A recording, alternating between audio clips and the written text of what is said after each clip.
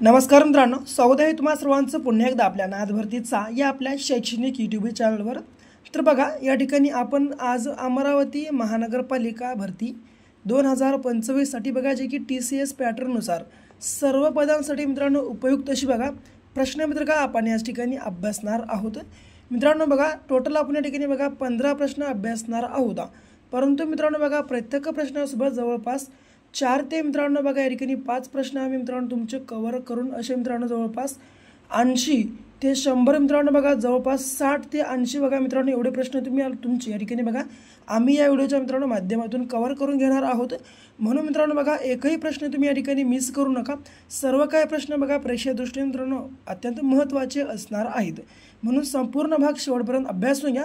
आणि मित्रांनो बघा अभ्यासण्या अगोदर नवीन असाल सबस्क्राइब करून घ्या, यासोबतच वही पेन घ्या आणि सर्व काही प्रश्न मित्रांनो या ठिकाणी व्यवस्थितपणे काटकसरीने मित्रांनो या ठिकाणी लिहून घेऊन बघा पाठांतर मात्र करून घ्या। ओके मित्रांनो बघा 100% मित्रांनो तुम्हाला एकही परीक्षेमध्ये हेच प्रश्न पाहायला मिळणार आहेत, म्हणून एकही प्रश्न मित्रांनो मिस करू नका। सर्व काही प्रश्न तुम्ही या ठिकाणी पाठांतर करून घ्या, लिहून घ्या। ओके, पहिलं तर बघा, भारतातील पहिले कोणते मित्रांनो या ठिकाणी शहरास जे की टायगर कॅपिटल ऑफ इंडिया म्हणून ओळखले जाते? तर मित्रांनो आपल्या भारतातील कोणत्या शहरास टायगर कॅपिटल ऑफ इंडिया मित्रांनो म्हणून ओळखलं जातं? तर बघा जे की क्रमांक मित्रांनो ब नागपूर या ठिकाणी आपल्या प्रश्नाचं योग्य आन्सर असणार आहे बघा, जे की लक्षात तुम्हा सर्वांना मित्रांनो ठेवायचं आहे। ओके मित्रांनो बघा, सध्या मित्रांनो आपल्या भारतामध्ये 39 मित्रांनो या ठिकाणी व्याघ्र प्रकल्प आहेत। मित्रांनो या 39 व्याघ्र प्रकल्पापैकी 4 मित्रांनो व्याघ्र प्रकल्प हे मित्रांनो या ठिकाणी नागपूर म्हणजे मित्रांनो विदर्भामध्ये आहेत, म्हणून मित्रांनो या ठिकाणी नागपूर शहराला टायगर कॅपिटल ऑफ इंडिया या ठिकाणी मित्रांनो म्हणून ओळखलं जातं। ओके, जे की लक्षात तुम्हा सर्वांना ठेवायचं आहे मित्रांनो। आणि मित्रांनो नागपूरचं नागपूर हे नाव या ठिकाणी कशावरून पडलं आहे? तर ते म्हणजे मित्रांनो नागपूर हे शहर बघा या ठिकाणी मित्रांनो नाग या नदीकाठी वसलेलं आहे। आणि मित्रांनो बघा नागपूर या शहराची स्थापना मित्रांनो बख्त बुलंदने केलेली आहे। मित्रांनो बघा जे की या ठिकाणी लिहितो बख्त बुलंद। ओके, बख्त बुलंद मित्रांनो या व्यक्तीनं जे की शासकानं मित्रांनो या ठिकाणी नागपूर या शहराची स्थापना केलेली आहे। ओके मित्रांनो लक्षात असू द्या मित्रांनो, नागपूरला मित्रांनो बघा या ठिकाणी ऑरेंज सिटी म्हणजे मित्रांनो बघा संत्रा मोसंबी काय संत्राचे मित्रांनो बघा या ठिकाणी ऑरेंज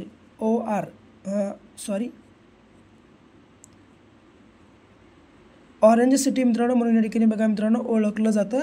या ठिकाणी मित्रांनो बघा जे की आपल्या नागपूर या शहराला बघा जे की लक्षात सर्वांच्या ठेवायचं आहे। ओके, यासोबत बघा मित्रांनो नागपूर ही आपल्या महाराष्ट्राची मित्रांनो उपराजधानी देखील आहे। दुसऱ्या क्रमांकाची राजधानी किंवा उपराजधानी देखील बघा या ठिकाणी आपण मित्रांनो नागपूर या शहराला म्हणू शकतो। ओके, लक्षामध्ये असू द्या बघा मित्रांनो, सर्व काही प्रश्न या ठिकाणी अत्यंत महत्त्वाचे बघा मित्रांनो या ठिकाणी आम्ही कव्हर करणार आहोत, म्हणून मित्रांनो एकही प्रश्न मिस करू नका, सर्व प्रश्न पाहून घ्या। ओके, तर मेडा ही संस्था कोणत्या क्षेत्राशी संबंधित आहे?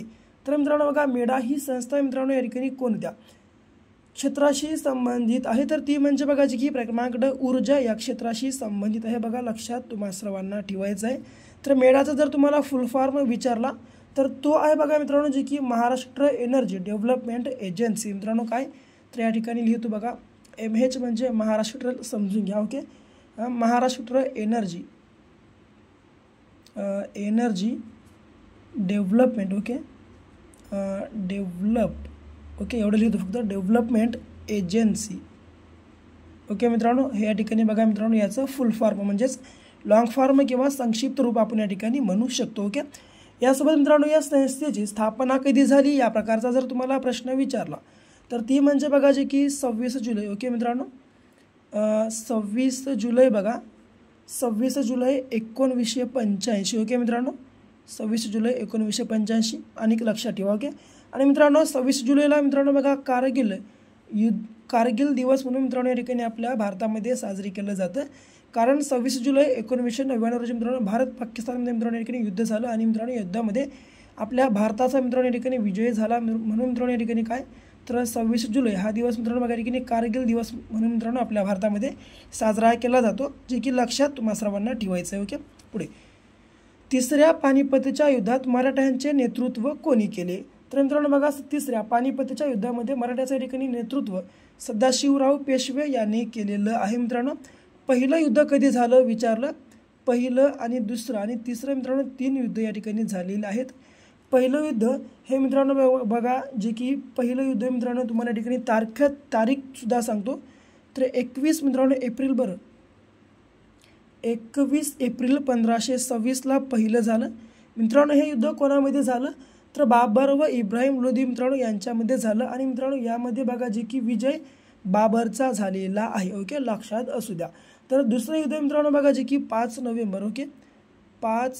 नोव्हेंबर 1556 रोजी मित्रांनो दुसरं युद्ध झालं. हे युद्ध मित्रांनो बघा हेमुला आणि अकबरमध्ये झालेलं आहे मित्रांनो. आणि या दुसऱ्या युद्धामध्ये बघा जी की अकबराचा विजय आणि हेमूचा पराभव झाला. आणि तिसरं युद्ध कधी तर तिसरं युद्ध बघा जे की 14 जानेवारी 1761 रोजी मित्रांनो झालेलं आहे.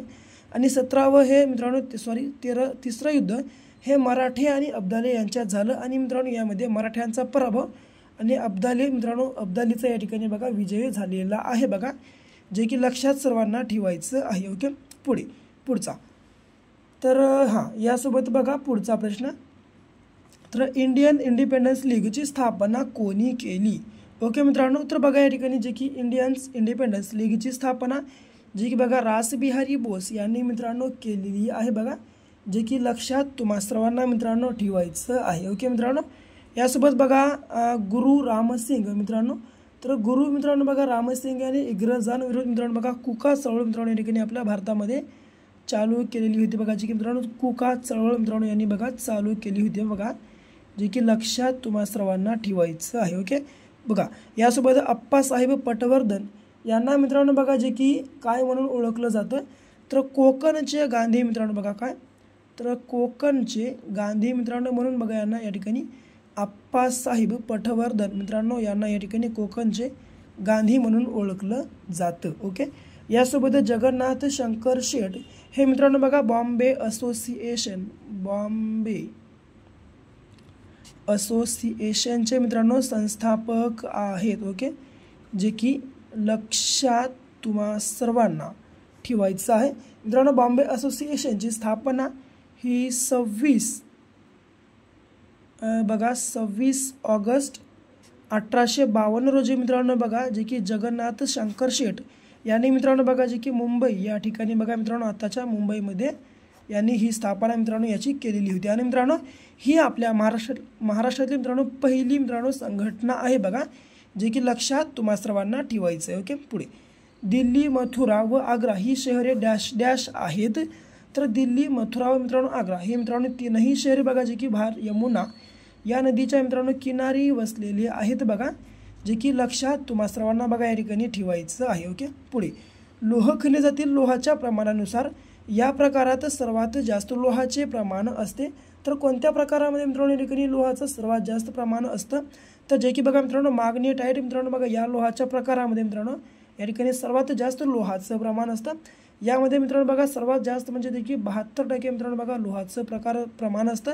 यासोबत लिमोनाइट सांगतो, लिमोनाइटमध्ये मित्रांनो जे की 55% मित्रांनो बघा लोहाचं प्रमाण या ठिकाणी असतं. यासोबत हॅमेटाइटमध्ये मित्रांनो बघा जे की 70% असतं, लक्षात असू द्या. आणि सिंडेराइटमध्ये मित्रांनो बघा जे की 48 या ठिकाणी बघा लोहाचं प्रमाण टक्के असतं बघा, जे की लक्षात तुम्हा सर्वांना या ठिकाणी ठेवायचं आहे. ओके, पुढे तर तारापूर पॉवर प्लांटमध्ये कोणत्या प्रकारची वीज तयार होते? तर मित्रांनो बघा तारापूर पॉवर प्लांटमध्ये या ठिकाणी अणुऊर्जा या प्रकारचे मित्रांनो या ठिकाणी वीज तयार होते बघा, जे की लक्षात तुम्हा सर्वांना ठेवायचं आहे मित्रांनो. आणि मित्रांनो अणुऊर्जा. ओके, तर तारापूर वॉटर प्लांट. ओके मित्रांनो बघा तारापूर हे या ठिकाणी कोणत्या जिल्ह्यामध्ये आहे तर लक्षात असू द्या बघा, जे की पालघर या जिल्ह्यामध्ये आहे. ओके, लक्षात असू दे. चला मित्रांनो अशा प्रकारचे छोटे छोटे जे की मित्रांनो प्रश्न असतात. आणि मित्रांनो बघा तारापूर पॉवर प्लांटची स्थापना कधी झाली या प्रकारचा प्रश्न विचारला तर जे की 1969 बघा या ठिकाणी आपल्या प्रश्नाचं योग्य आन्सर असणार आहे. आणि मित्रांनो बघा आपल्या आशिया खंड व भारतातील मित्रांनो पहिले अणुऊर्जा मित्रांनो हे केंद्र आहे बघा, जे की लक्षात तुम्हा सर्वांना मित्रांनो ठेवायचं आहे. आणि मित्रांनो बघा याची जर तुम्हाला क्षमता विचारलं तर मित्रांनो बघा याची क्षमता बघा जे की 220 मित्रांनो बघा मित्रांनो जी की मेगावॅट या ठिकाणी मित्रांनो याची क्षमता आहे 320. ओके, लक्षात असू द्या. पुढे, महाराष्ट्रात गहू संशोधन केंद्र कोणत्या तालुक्यात आहे? तर मित्रांनो बघा, आपल्या महाराष्ट्र राज्यात गहू संशोधन केंद्र या ठिकाणी कोणत्या तालुक्यामध्ये आहे? तर बघा, जे की या ठिकाणी आपल्या प्रश्नाचं योग्य आन्सर. तर बघा, थोडंसं व्हिडिओ मागे पुढे होत आहे बरं, थोडंसं या ठिकाणी तुम्ही कॉम्प्रोमाइज करा. तर हां, या ठिकाणी सांगितलं ना, पालघर जिल्ह्यामध्ये आहे. तर या ठिकाणी गहू बघा, महाराष्ट्रात गहू संशोधन केंद्र कोणत्या तालुक्यात आहे? तर ते म्हणजे बघा, जे की क्रमांक मित्रांनो ड, निफाड या ठिकाणी आपल्या प्रश्नाचं योग्य आन्सर असणार आहे. आणि मित्रांनो बघा, यावल या ठिकाणी मित्रांनो बघा, यावल या ठिकाणी केळी संशोधन केंद्र आहे. बघा, केळी संशोधन केंद्र. आणि वसमत सांगतो मित्रांनो, वसमत या ठिकाणी हळद संशोधन केंद्र आहे. ओके, लक्षात असू द्या, हळद. आणि भाटे मित्रांनो या ठिकाणी बघा, जे की नारळ संशोधन केंद्र आहे. ओके, बघा, नारळ. ओके, लक्षात असू द्या. यासोबत सुपारी संशोधन केंद्र तुम्हाला विचारलं जाऊ शकतो. तर सुपारी संशोधन केंद्र हे मित्रांनो बघा, श्रीवर्धन या ठिकाणी आहे. बघा, ओके, श्रीवर्धन या ठिकाणी मित्रांनो सुपारी हे संशोधन केंद्र आहे. लक्षात तुम्हा सर्वांना ठेवायचं या ठिकाणी. ओके, पुढचा 9वा प्रश्न बघा कशा स्वरूपाचा आहे. तर या ठिकाणी तर बघा, पुढीलपैकी कोणत्या गटात दिलेली सर्व राष्ट्रीय उद्याने महाराष्ट्रातील आहेत? तर कान्हा, ताडोबा, पेंच, नवेगाव, बोरीवली, ताडोबा, नवेगाव, बंदीपूर, ताडोबा, नवेगाव, बंदीपूर, शिरूपरी. ओके, तर मित्रांनो बघा, यापैकी आपल्या महाराष्ट्रामध्ये मित्रांनो येणारी राष्ट्रीय उद्याने बघा, जी की क्रमांक ब, ताडोबा, पेंच, नवेगाव आणि बोरीवली हे मित्रांनो 4 आहेत. ओके, आपल्या प्रश्नाचं योग्य आन्सर बघा, जी की क्रमांक ब या ठिकाणी असणार आहे. लक्षात तुम्हाला सर्वांना ठेवायचं. ओके मित्रांनो बघा, ताडोबा मित्रांनो बघा, राष्ट्रीय उद्यान हे बघा मित्रांनो या ठिकाणी ताडोबाला 1 नंबर देतो. ताडोबा हे राष्ट्रीय उद्यान बघा मित्रांनो चंद्रपूर या जिल्ह्यामध्ये आहे. बघा, लक्षात ठेवून घ्या. आणि मित्रांनो ताडोबा या राष्ट्रीय उद्यानाची स्थापना ही 1955 साली झाली. ओके, 2 नंबर पेंच हे मित्रांनो नागपूर या ठिकाणी आहे. आणि मित्रांनो बघा, या ठिकाणी पेंच या राष्ट्रीय उद्यानाची स्थापना ही जे की 1983 मध्ये झाली. नवेगावला 3 नंबर देतो. नवेगावचं मित्रांनो बघा, हे राष्ट्रीय उद्यान गोंदिया या जिल्ह्यात आहे. आणि मित्रांनो बघा, या राष्ट्रीय उद्यानाची स्थापना ही 1975 साली झाली. आणि 4थं बघा, जे की बोरीवली. आणि बोरीवलीचं मित्रांनो बघा, या ठिकाणी जे की मूळ स्थान मित्रांनो मुंबई आहे, मुंबई जिल्ह्यामध्ये आहे. आणि मित्रांनो याची स्थापना ही 1983 मध्ये झालेली आहे. बघा, जे की लक्षात तुम्हा सर्वांना ठेवायचं आहे. मित्रांनो बघा, आपल्या महाराष्ट्रामधलं सर्वात महत्त्वाचं मित्रांनो आणि पहिलं जर ताडोबा उद्यान विचारलं तर ते म्हणजे बघा, जे की मित्रांनो ताडोबा राष्ट्रीय उद्यान बघा मित्रांनो, जे की आपल्या चंद्रपूर या जिल्ह्यामध्ये वाघ मित्रांनो बघा या प्राण्यासाठी मित्रांनो हे प्रसिद्ध आहे. बघा, जे की लक्षात तुम्हा सर्वांना ठेवायचं आहे. ओके, पुढचा 2011च्या जनगणनेची घोषवाक्य कोणती आहे? तर बघा, 2011च्या जनगणनेचं घोषवाक्य कोणतं आहे? तर ते म्हणजे बघा, जे की क्रमांक ड, आपली जनगणना व आपले भविष्य मित्रांनो या ठिकाणी आपल्या प्रश्नाचं राईट आन्सर असणार आहे. ओके मित्रांनो बघा, तर पहिली जनगणना कधी झाली या प्रकारचा प्रश्न विचारला तर ते म्हणजे बघा मित्रांनो 1872ला. आता काही विद्यार्थी म्हणतील की 1871, बऱ्याच पुस्तकांमध्ये मित्रांनो बघा, या ठिकाणी एक गोष्ट लक्षात असू द्या, 1871ला मित्रांनो बघा आपल्या भारताच्या या ठिकाणी जनगणनेला सुरुवात झाली. आणि शेवट कधी? तर 1872ला मित्रांनो ती पूर्ण झाली. म्हणून या ठिकाणी बघा 1872 या ठिकाणी आपल्या प्रश्नाचं राईट आन्सर असणार आहे. ओके, बघा तुम्हाला या ठिकाणी आणखी काही बघा मित्रांनो महत्त्वाचे प्रश्न तुम्हाला सांगून टाकतो. तर ते म्हणजे काय बघा मित्रांनो, या ठिकाणी आपल्या महाराष्ट्र 2011च्या जनगणनेनुसार आपल्या बघा मित्रांनो महाराष्ट्राच्या बघा लोकसंख्येची घनता सांगतो. आपल्या महाराष्ट्राच्या लोकसंख्येची घनता ही मित्रांनो बघा, जे की 365 चौरस किमी आहे मित्रांनो, 365 किमी. आणि भारताच्या मित्रांनो बघा आपल्या भारताच्या लोकसंख्येची घनता ही वरची महाराष्ट्राची आहे. आणि भारताच्या लोकसंख्येची घनता ही मित्रांनो बघा, जे की 382 चौरस किमी आहे. ओके मित्रांनो बघा, आपल्या भारताचा साक्षरता दर हा 74.04% इतका आहे बघा जगाच्या तुलनेमध्ये. आणि मित्रांनो बघा, आपल्या महाराष्ट्राचा जर साक्षरता दर विचारलं महाराष्ट्राच्या आपल्या भारताच्या तुलनेत तर ते म्हणजे बघा, जे की 82.34%. ओके, लक्षामध्ये असू द्या. बघा मित्रांनो, आपल्या भारतातलं सर्वात 2011च्या जनगणनेनुसार साक्षर राज्य ते म्हणजे बघा जे की केरळ आहे. आणि सर्वात निरक्षर म्हणजे मागासलेलं राज्य बघा जे की बिहार आहे. बघा लक्षात तुम्हा सर्वांना मित्रांनो अशा बघा मित्रांनो साध्या आणि सरळ गोष्टी तुम्हाला या ठिकाणी लक्षात ठेवायच्या आहेत. आणि मित्रांनो लोकसंख्येचे सर्वात मोठे राज्य उत्तर प्रदेश आहे. 2 नंबरचा आपला महाराष्ट्र. आणि सर्वात छोटं लोकसंख्येनं जर विचारलं तर ते म्हणजे बघा जे की सिक्कीम आहे. बघा लक्षात तुम्हा सर्वांना बघा या ठिकाणी ठेवायचं आहे. ओके. पुढचा कोरकू जमातीचे लोक कोणत्या जिल्ह्यात मोठ्या प्रमाणात आढळून येतात? तर कोरकू मित्रांनो या जमातीचे लोक मोठ्या प्रमाणात कोणत्या या ठिकाणी जिल्ह्यात आढळून येतात? तर ते म्हणजे बघा जे की क्रमांक मित्रांनो बघा आपल्या अमरावती या जिल्ह्यामध्ये आढळून येतात. लक्षात तुम्हा सर्वांना ठेवायचं आहे. ओके मित्रांनो. गडचिरोलीमध्ये बघा मित्रांनो जे की माडिया मित्रांनो बघा या जातीचे मित्रांनो आदिवासी लोक या ठिकाणी आढळून येतात. यासोबतच खानदेशामध्ये बघा मित्रांनो या ठिकाणी भिल्ल मित्रांनो बघा या नावाची या ठिकाणी बघा मित्रांनो या ठिकाणी जे की आदिवासी जात आढळून येतं. आणि मित्रांनो बघा रायगड मित्रांनो बघा या ठिकाणी कातकरी. ओके मित्रांनो काय कातकरी मित्रांनो बघा या ठिकाणी मित्रांनो बघा जे की या प्रकारची आदिवासी जमात हे मित्रांनो या ठिकाणी रायगड या जिल्ह्यामध्ये बघा आढळून येते. ओके. लक्षात तुम्हा सर्वांना या ठिकाणी ठेवायचं आहे. ओके. कोकरू ओके कोरकू बी आहे आणि कोकरू पण आहे. ओके. लक्षामध्ये असू द्या बघा. ओके. तर पुढे यासोबत अमरावतीमध्ये मित्रांनो बघा हे कोरकू आहे ना आणि कोकरू पण आहे. बरं कोरकू आणि कोकरू हे दोन्ही जाती आहेत बरं अमरावती जिल्ह्यामध्ये. या ठिकाणी गोंधळू नका. कोकरू की कोरकू कोणतीही जरी जात विचारली कोकरू किंवा कोरकू तर ती मित्रांनो या ठिकाणी अमरावती जिल्ह्यामध्ये निवास करते. ओके. लक्षामध्ये असू द्या बघा सर्वांच्या. ओके. तर पुढचा 12वा प्रश्न बघा महाराष्ट्राची काही धरणे व त्यांचे मित्रांनो पूर्ण झालेले वर्ष याबद्दलची योग्य जोडी ओळखायची आहे. कोयना 1960, धोम 1977, वीर 1928. तर बघा मित्रांनो या ठिकाणी बघा आपल्या प्रश्नाचं योग्य आन्सर यापैकी मित्रांनो बघा सर्व बघा जी की क्रमांक 4 अ ब क तीनही मित्रांनो बघा या ठिकाणी मित्रांनो बघा जी की त्यांचे मित्रांनो काय महाराष्ट्र काही धरणे व त्यांचे पूर्ण झालेले वर्ष याबाबतची योग्य जोड्या कोणत्या? तर बघा हे तीनही आहेत बघा जी की क्रमांक अ ब आणि क.